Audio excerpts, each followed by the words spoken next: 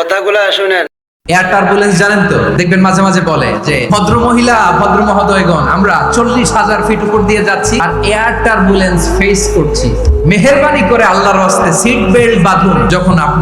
যখন বিমানটা এরকম বাউন্সিং করে, সবাই যখন ভমিটিং করে বিমান নষ্ট করে দেয়, বমি করে, তখন অক্সিজেন মাস্কগুলো সব ঝুলে পড়েছে, বিমানটা শুধু কাঁপছে। ওই কঠিন মুহূর্তে আমার বাবা আমারে বাঁচাতে পারে, আমার বন্ধু আমারে বাঁচাতে পারে। এই গ্রাউন্ডে জমিনের বুকে আমার প্রোটোকল, আমার ক্ষমতা, আমার দাম্ভিকতা কোনো কিছু আমারে বাঁচাতে পারে। ওই বিমানের ভেতরে 40,000 ফিট উপরে যখন তোমরা এয়ার টার্বুলেন্সের শিকার হও, তখন নাস্তিকও আল্লাহরে ডাকে, হিন্দু আল্লাহরে ডাকে। জোরে বলেন ঠিক কিনা? আবার বিমানটা যখন শান্ত হয়ে যায়, একটু পরেই বিমানের স্ক্রিনের মধ্যে হিন্দি সিনেমা খোঁজে। মনে করো না 40,000 ফিট থেকে সেফ ল্যান্ডিং এর পরে এয়ারপোর্টে নেমে গেলেই তুমি নিরাপদ হয়ে গেছো। কমিয়া বিপদ কি শুধু সাগরে আর আকাশে? ঘরের ভেতরও বিপদ আসতে পারে কি পারে না?